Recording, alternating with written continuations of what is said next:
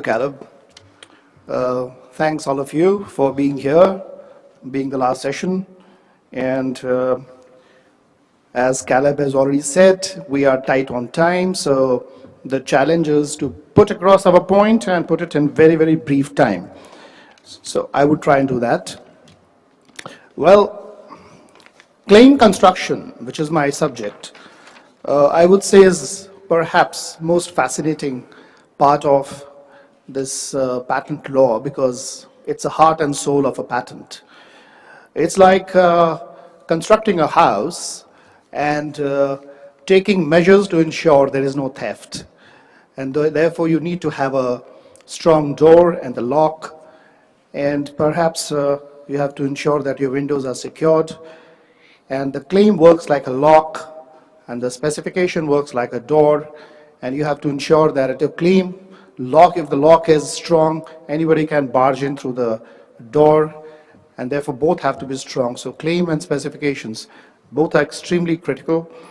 I would touch upon what is a claim, what are the kinds of claims, how the courts have interpreted the claims, and what are the things which need to be kept in mind.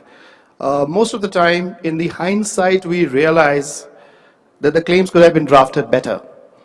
That is when you are faced with the issue of invalidity or whether you're faced with the issue of infringement. And therefore, sometimes it is said that to draft a claim, you should think like an infringer. And it takes a thief to catch a thief. So therefore, if you think like an infringer and think what are the loopholes which can arise or which can be breached, you will address them when you're drafting the claims. As far as the claims are concerned, it comprises, as a patent comprises of a title. The title is pretty important because it identifies what the invention is, but not necessarily determines what the scope of invention is. So you can go beyond the title, but it helps also in the search of prior art. Therefore, it is an important component. And then you have the body of the specification, which defines the element of invention, what is the relevant prior art, what is the utility, and what are the preferred embodiments which form part of the patent document. And then lastly, you have claims. And as far as the claim is concerned, it defines as to what is the scope of invention and what the patentee is claiming as the scope of its monopoly. Now, therefore, a claim defines the scope of invention, its limitation of the monopoly claimed, and it disclaims whatever is not claimed.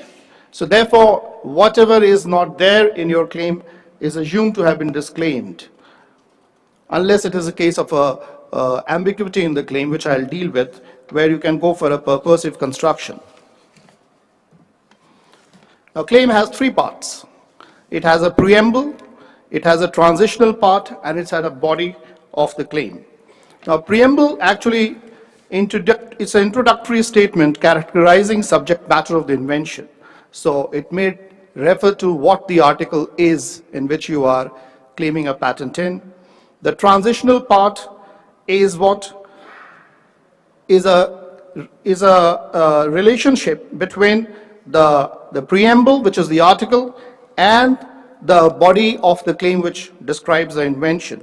And therefore you have transitional part which could be comprising of, consisting of, characterized by, or containing. Now all these terms may have great significance because they determine whether the claim is open-ended or it's close-ended. So for example, comprising of means that it does contain the statement of the invention contained therein, but not necessarily limited to whatever is stated therein. And therefore, it is a matter of interpretation that you can go beyond what is stated in the claim. Whereas a close-ended claim could be as consisting essentially of or consisting of, which means that it only contains, it claims whatever is stated in the claim and nothing more.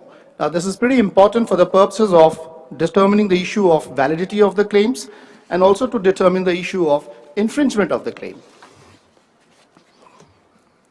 A typical claim is like a motor vehicle, for example, that's a preamble, comprising, that's a transitional part, and then you have a plurality of wheels under the body supporting the sashes, a transmission mounted on the sashes and coupled to at least one of the plurality of wheels, a motor mounted on the sashes having a fluid input and an output coupled to the transmission, and a fluid supply mounted within the body coupled to the fluid input of the motor by a portoflan armature coupled to the fluid supply, and so on and so forth.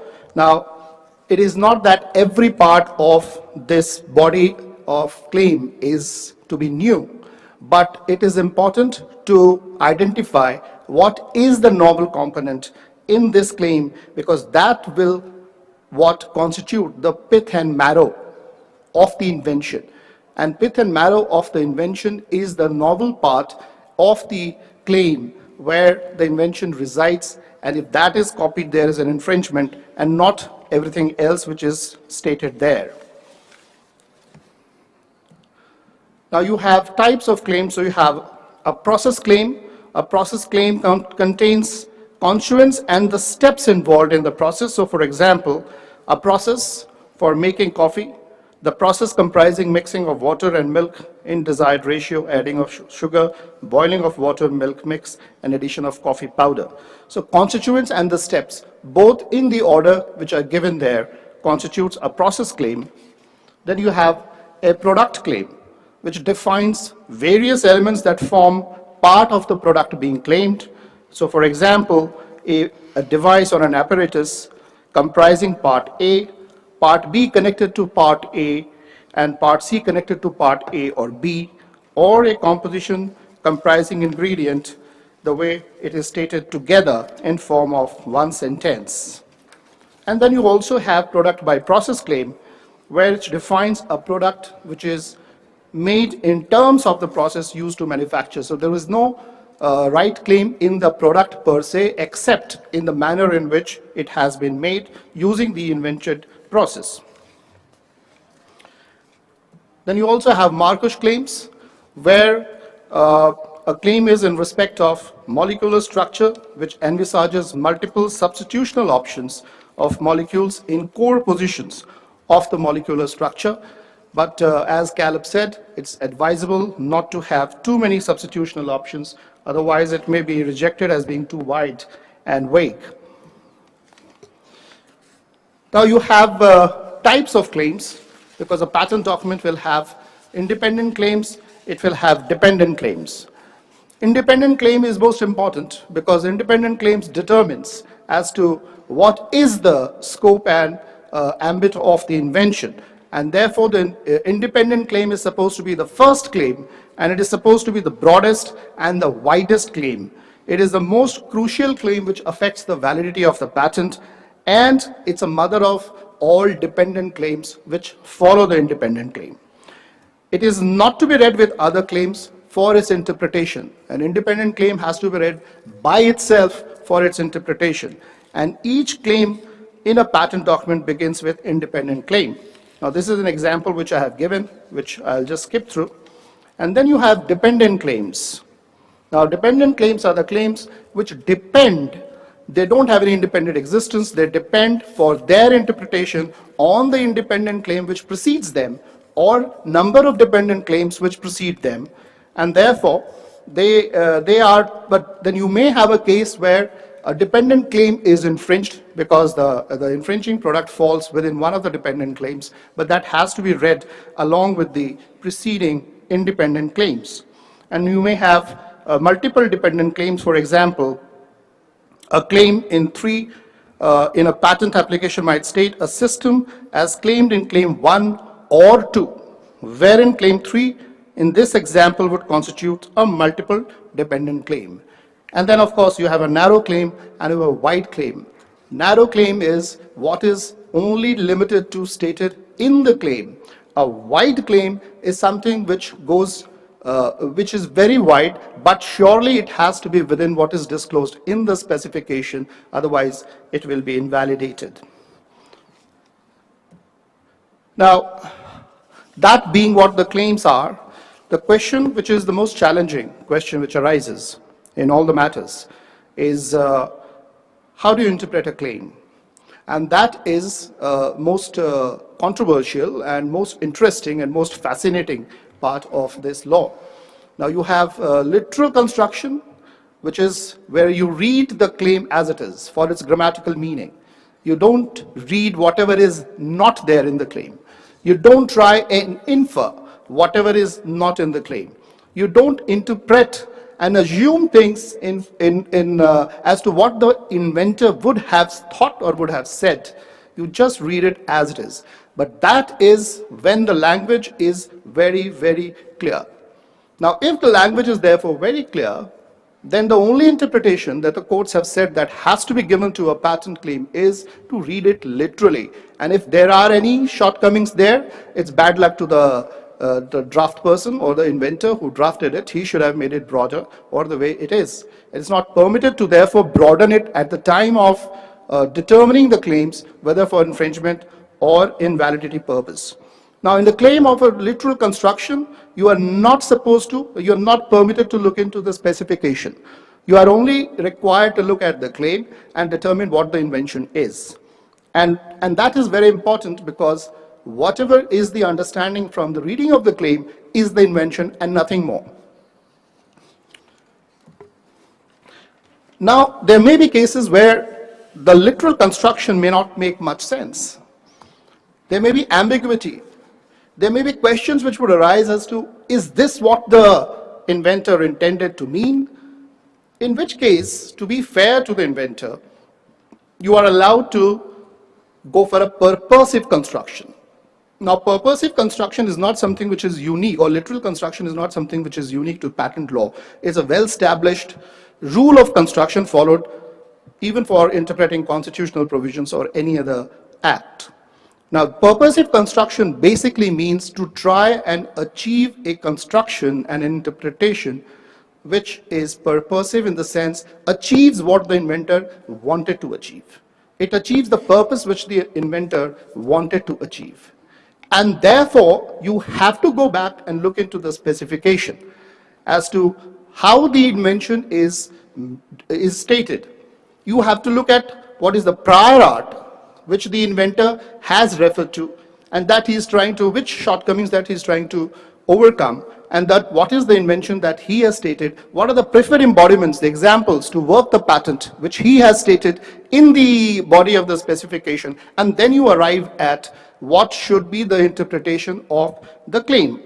Now, as I said, title of the claim is not, title of the invention, patent document is not relevant, determinative of the invention.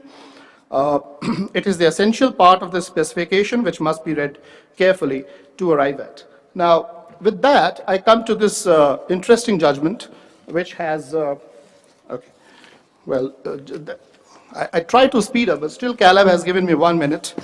So that is, I'll try and do a quick summary of this case. It's a very interesting case. It has gone to appeal. It's pending before the division bench of Delhi High Court. But it's an exhaustive judgment, and I'll tell you what the matter is, just give you the fact, and then how the courts interpreted the claim of aerotinib hydrochloride in this case. To give you the fact, the patent was claimed, there were only two claims in the patent. One was the product claim. The product claim was in respect of a compound, aerotinib hydrochloride, which is disclosed in claim 1 with an anti-cancer drug. And the claim 2 was the process to manufacture this drug. The suit was filed by Roche only for infringement of the product claim and not for the process claim. The Roche was manufacturing and selling this drug under the brand Tarseva, which was supposed to be a very effective drug for cancer, against cancer.